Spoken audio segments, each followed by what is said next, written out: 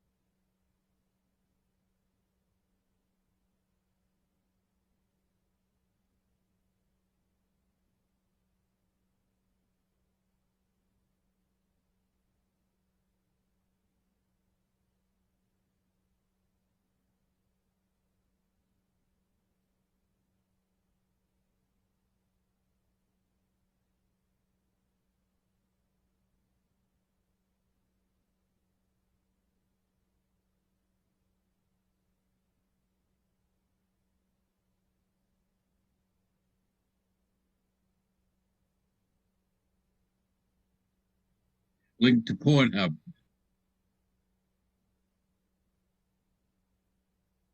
Hello and welcome to another edition of the Grandstanders Live. I'm your host, Scott Kerman, and I'm joined by my usual cohorts, the Professor, Russ Stevens, Uncle Joe McLaughlin, and he's JP's first son, Tim Hoey. Well, we have another great show for you tonight. So, boys, let's get it started. And this is a sports show that talks sports despite the pandemic. People commented this week, guys, on the Facebook sports groups. They like it that we talk sports. And that's what we're going to do. We start with the Patriots. I think kind of breaking news. Russ, you had mentioned if the Patriots were to trade Joe Thuney, or we talked about dropping Dante Hightower, that would kind of give us a sense if they were tanking. Be a signal, that's right. Yeah. Well, Pat Chung signs an extension out of nowhere. We thought he might be a cut. He signs an extension, giving him actually $3 million up front. That tells me that they're in it to win it. Well, it made a salary cap move so that they could sign. Yeah. The money freed up by that extension, they used to sign the second-round draft pick there. Duggar from the Lenore Ryan or whatever school that was. It seems like they're really trying to hang on to the culture guys, too. That's the feeling I get. They're trying to maintain that culture, those guys who were embedded in the Patriots way. But Russ, Chung could very well been. You've been more surprised, I think, if he had been cut. It would not have been as much of a surprise as if he's signing an extension. Yeah, I think all these things can be true. They needed the money. They needed to create some cap space to sign Duggar. But look, Chung's is binky, and to Timmy's point, he wants the Hightowers and the Chungs and the McCourties, both McCourties around, to show people the way. And if he was tanking the season, there's just no way that all those guys would be back. So I think it's just sort of further proof that he, I'm sure he wants to win 10 plus games. Scotty, all through the years, there's been bridge guys who carry the culture, carry the work ethic. Right. This is how we do it around here. You're not late for meetings. That doesn't cut it. And Belichick can't do it by himself. It's the locker room that controls these guys, really. It's the Willie McGinnis, the Ninkoviches, those guys, the Bradys that carry that culture on. Belichick must think that he has a strong enough defense that he can win this year. I think you're right, Scott. I mean, I think you just hit the nail on the head. I think he's looking at this and saying, yeah, we lost some defensive players, but he's got the best secondary in football. Like, don't we agree it's the best secondary in football? I like Buffalo's better, to tell you the truth. We're going to see a remake of the 2001 Patriots. Look, you can just you can bunch it all together, but they have a top 5 defensive backfield at the very least. Oh, Going absolutely. Oh, yeah. Yeah. That's how you really can't. Well, but when we look at that 01 team, we had Ty Law, Lawyer Malloy. There was a top shelf backfield back then. Yeah. Okay, He's building it from the back front, and he's building it to face off against the Patrick Mahomeses of the world, and he wants to give himself a crack at beating those teams in big games. If we That's what look he's at done. Do you think there's any way they could do that this year, given the schedule they have with all those West Coast trips and the quality of opponents this year outside of the division? I keep going It's a back to tough- I keep going back to the 01 team. That was a no-name offense. All the stars in that team were defensive players. Yeah, but the game has changed in 20 years to me. It's much more of an offensive game. And look, you're going to have to beat the Kansas City Chiefs. It's going to go through Arrowhead Stadium.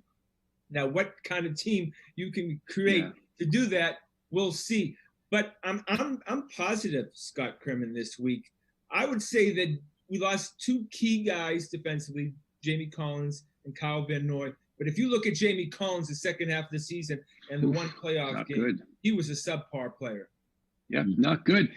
Look, if they get replacement level quarterback play, right? Let's just say that if Jared Stidham can, and if McDaniels can get him to give you the 15th or the 16th best quarterback in the NFL, Scotty, what would you say? How many games will the Patriots win if they get replacement level quarterback play?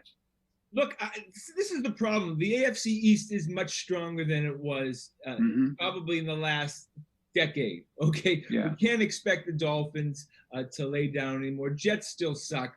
Bills are going to be obviously the biggest competitor to win the division. But look, I think 9 to 10 games, and it may be that where I am too. That 10th win that gets you in the playoffs, and the 9th one you're going home. That's where I am too. You get replacement level quarterback play with the coaching and the defense, you can win 9 or 10 games. Boys, Timmy. They're going to have a solid running game next year. I mean, they're not going anywhere. They did get that kid from Alabama who we didn't see much of last year, Harris. I would expect to see him a lot more this year. Yeah, right. It's weird. All right, so question. The surprise cut before the season starts. Name one guy. Joe, name one guy that's the surprise cut.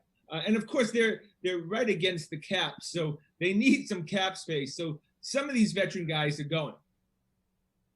Yeah, I'd have to look at the contracts to see who's going to be the most eligible. But Burkhead sounds like, you mentioned Burkhead, and he sounds like a guy that probably goes. I think it's I got one for Joe. Marcus Cannon. Yeah, the tackle position does look a lot deeper this year than it has in the last 3 or 4 years. And maybe Marcus is time to move on because he is pretty high priced. Isn't he in like the $8 million range? Yeah, and I don't think they have to eat a lot of it either, Joe. If they cut No, there wouldn't be any dead.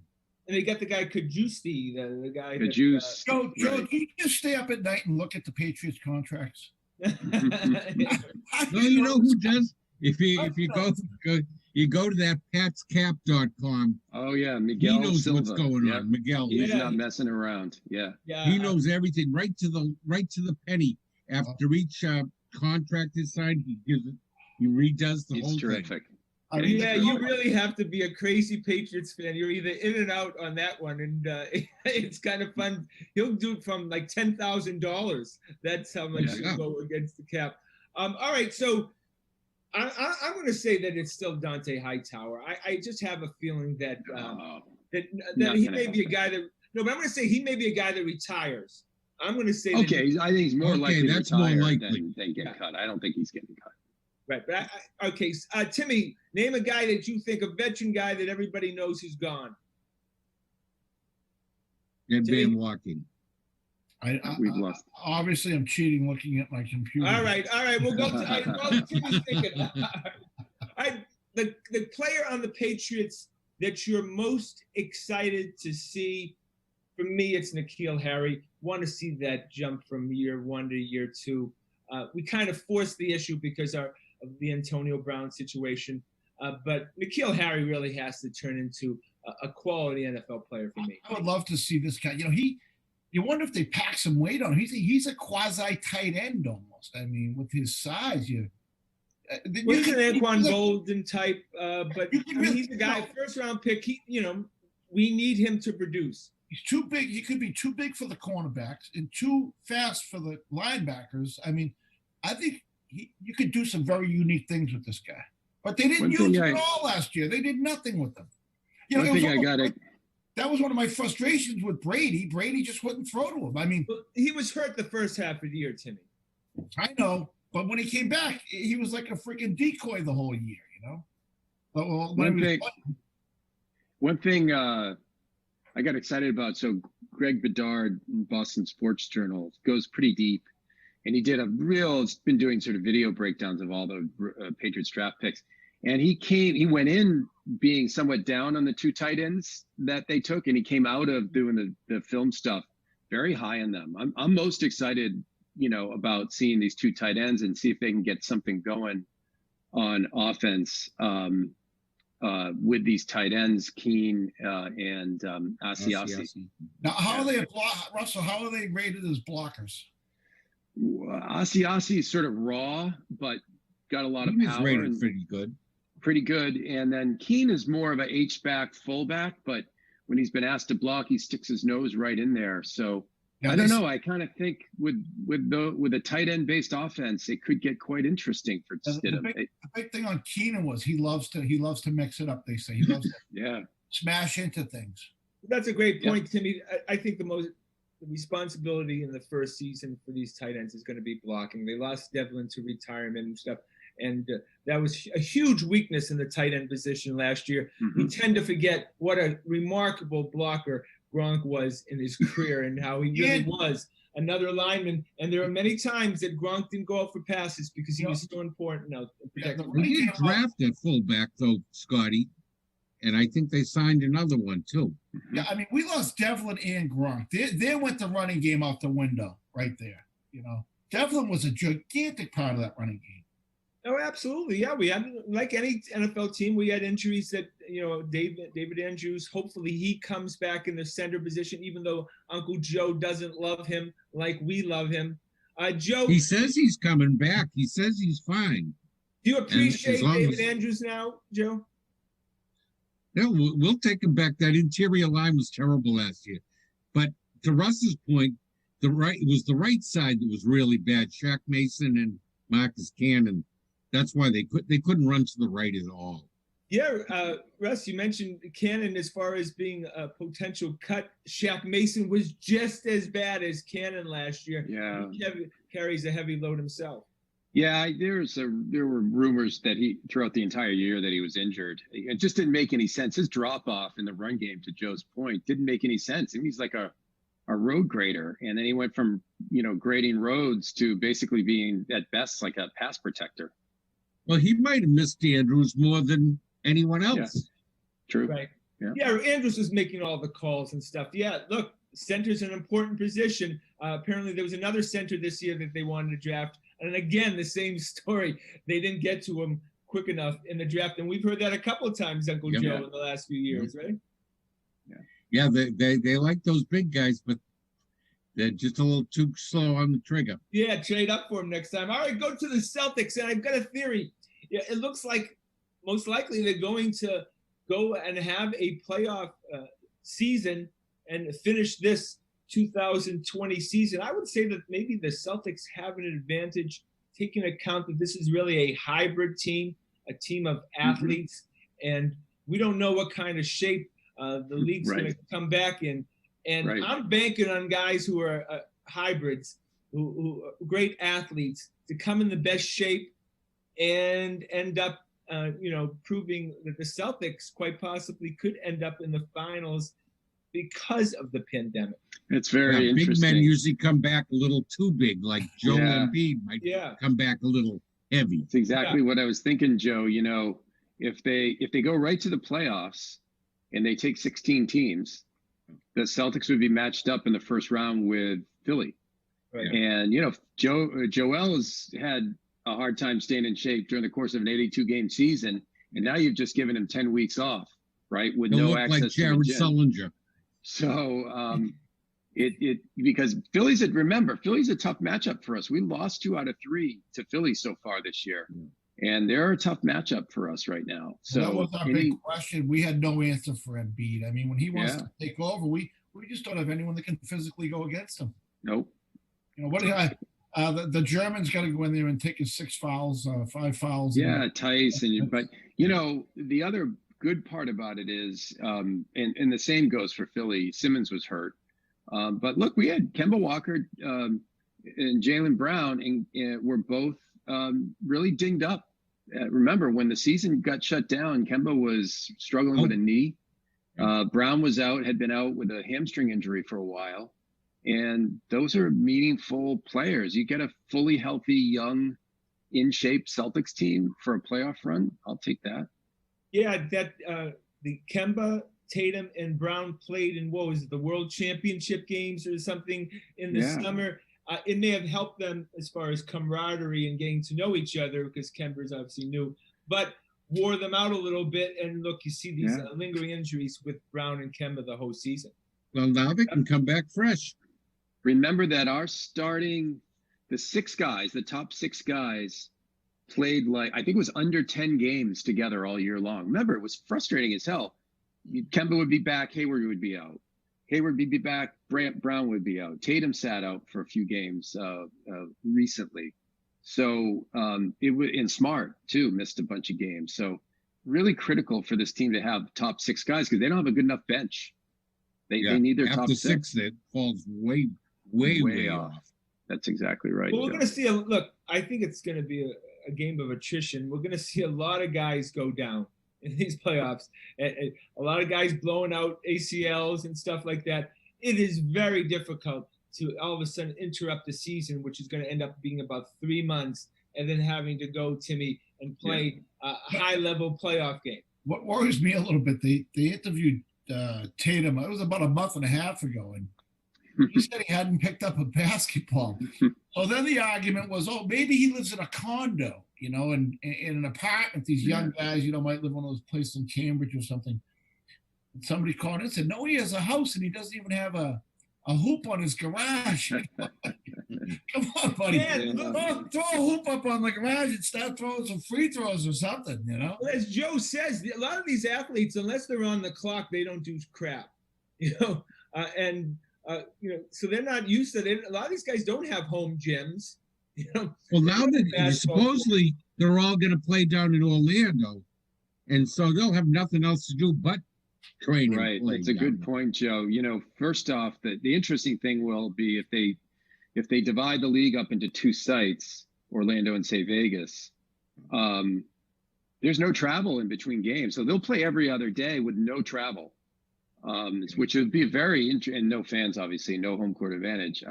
Be very interesting sort of psychological experiment on athletes to, when you strip everything out of their lives pretty much and just have them focus only on doing that with no travel or anything. Do they play better, worse, same? Who knows? I think in the NBA, the crowd plays the greatest role as far as teams playing defense. You know, and I think you're going to see a lot higher scoring games, you know, in this kind of sterile environment. I mean, the crowd is right on top of the court. You know, it's different. Hockey, you're back a little. You have the glass on the helmet. There's a lot of separation between the game.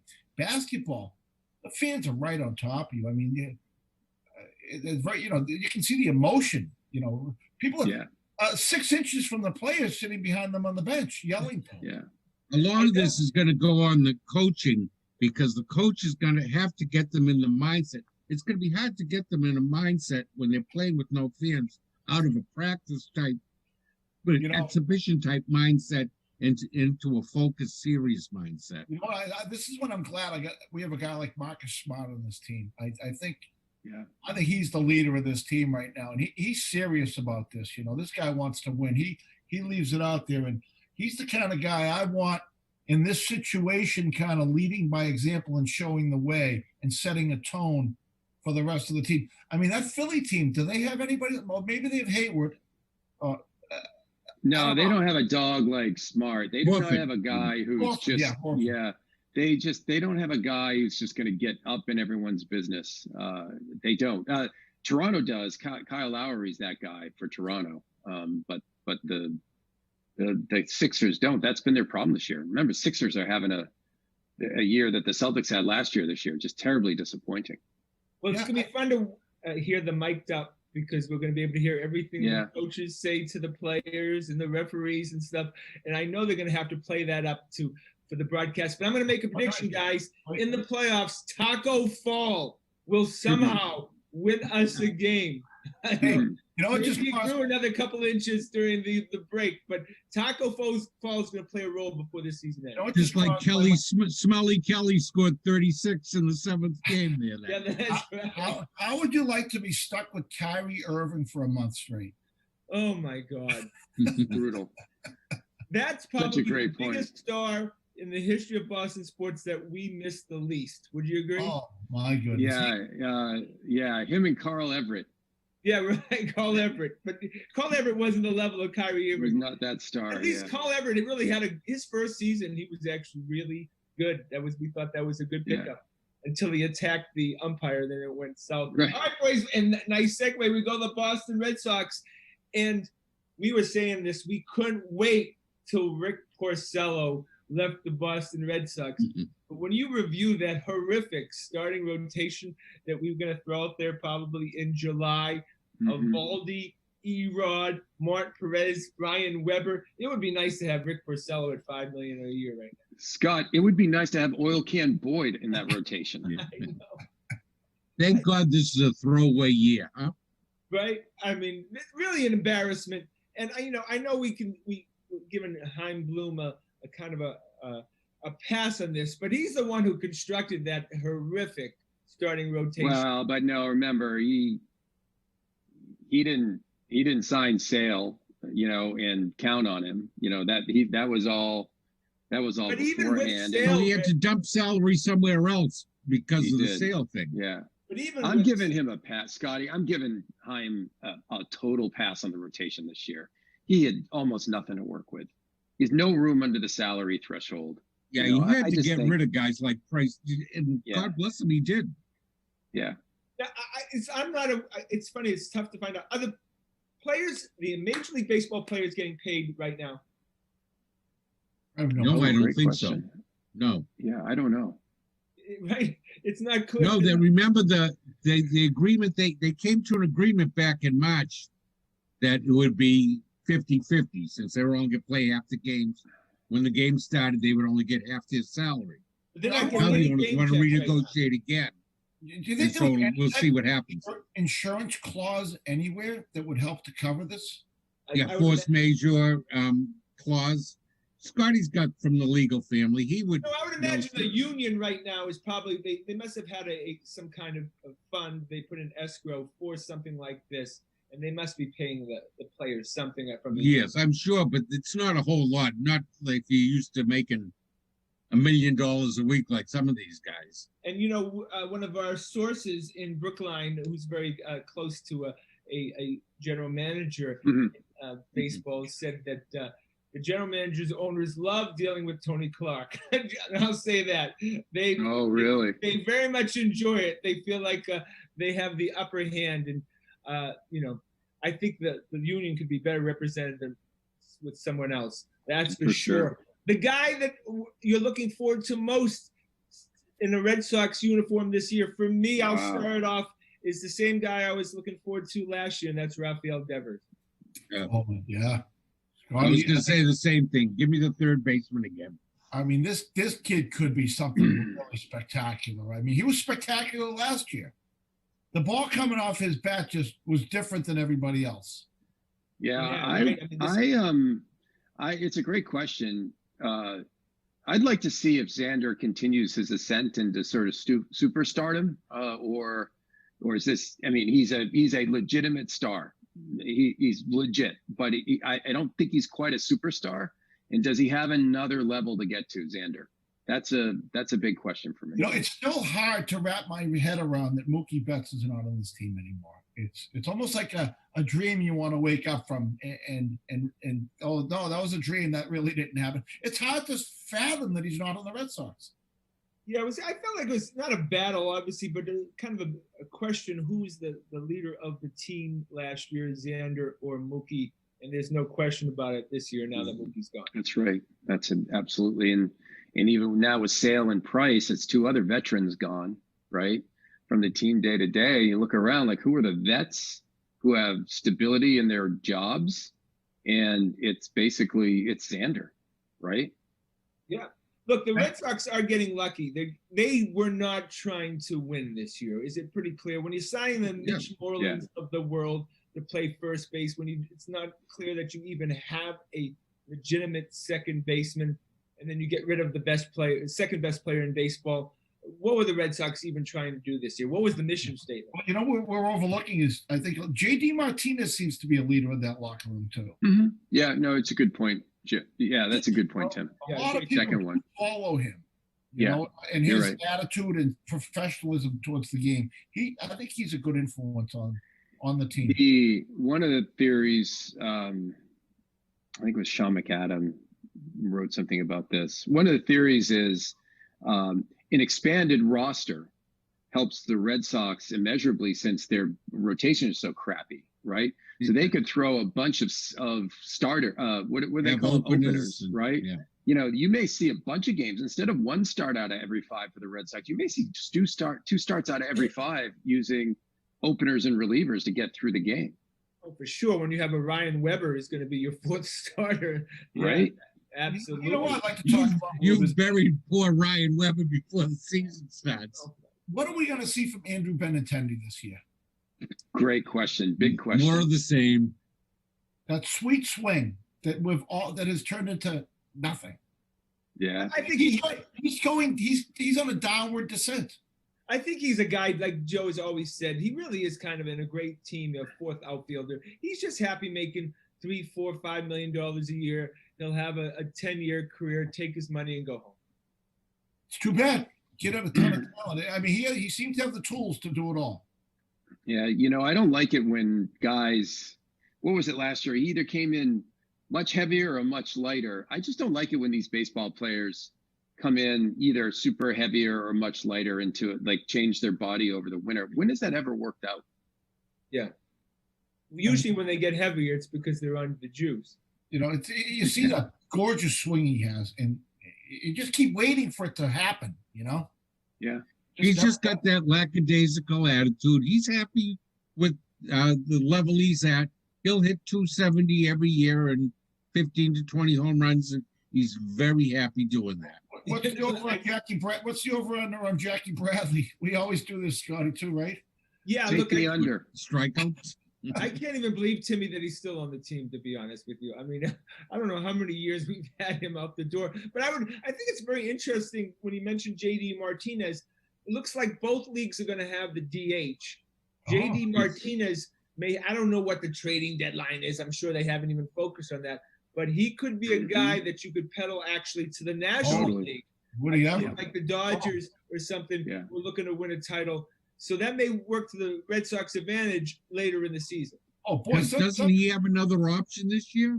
He does. Yep. I mean, how many more?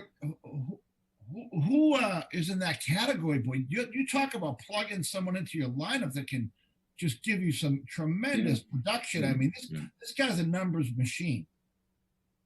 And especially in the National League, where they're just obviously not built for the DH. Yeah, no, Scott, you're right. They've doubled their potential trade partners for Martinez. Yeah. Now, the problem is, Joe said, he's got another option. So it's not even sure. You don't even know if you're getting a rental. Like some teams want a rental to pay less, but he could also opt in. And then you got him for 25 something million dollars, and you may not want that. Right. You know, I wouldn't be surprised if he had another huge year. I mean, this is the kind of guy he isn't tailed off. He's into his craft. You know what I mean? This is the guy who takes it pretty seriously. Well, I have a sense, boys, that if they do go to the DH both leagues, they're never going back. I agree. Yeah, I agree. This is Rob Manfred's way of changing a rule without changing a rule, because somehow he's been hesitant since he became the commissioner to do anything outside the box. All right, we go to the Bruins. And of course, every time I think of the Boston Bruins, I think of Timmy Hoey. And Timmy, the data has been coming out this week, hot and heavy, that Tuukka Rask should be in the Hall of Fame. I'm not making that up. That he Based on he's one of the top 5 goalies of all time. Look, I'm not going to put him based in on that one level. playoff series. I'm not going to put that level for the eye test, but statistically is there. But based on one good playoff series, you pooped the bed in all the other playoff series. So how are they gonna have any kind of games when Donald Trump has closed the board? Hey, They Scott, can't you go are back and you forth. are an evil man. The last thing you do in this show is you troll Tim. Like you troll him. Hey, he's poking me. Yeah, right. I'm so impressed he said the word poop. He probably hasn't said that since he was 7. Let's wait. He had one good playoff, 1 year good. He was good last year. I'll give it to him. Hey, I hope he keeps playing good. Right? All right, boys. Joe, is Tuukka Rask an HOF? No. Russell. Not without a Stanley Cup victory. I'm with Tim. You got to win a Stanley Cup. Is the backup. Is the backup. Oh. Yeah. Tim Thomas. He got a lot to do with that cup. That's like Jimmy. That's like Jimmy G. Yeah, he held like Jimmy G for it. has 2 rings. Remember, Jimmy G has 2 Super Bowl rings. Drew Bledsoe won a Super Bowl in 01. And That's if right. Jimmy G had made one freaking pass, he would now have another Super Bowl and an MVP, right? And he'd be the face of the league. If that great defense had made one stinking stop in the second half. Jimmy's gonna make that one freaking pass. All right, so Russell, Timmy, I know your answer. It's no, but we'll agree that Bergeron and Chara are definitely Hall of Fame. Oh my God, yeah, of course, yeah. Is Marchand a Hall of Fame? Probably.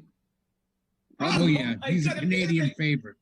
If you're gonna make Brad Marchand a Hall of Famer and not make Tuukka Rask, that's ridiculous. That's Tuukka's fault. It's Tuukka's fault. That's Pasternak's on his way to the Hall too. Oh my God! All right, none of that. All right, boys, that's our show. That went quick. But I want to thank the fellas. Want to thank everyone behind the scenes, which of course is Corbin, and we always thank the lovely and talented Adrian. Please check us out on our website at thegrandstanders.com, and tune in again next Wednesday night at 6:30 for another edition of Grandstanders Live. I'm your host, Scott Kerman. Have a great and happy night.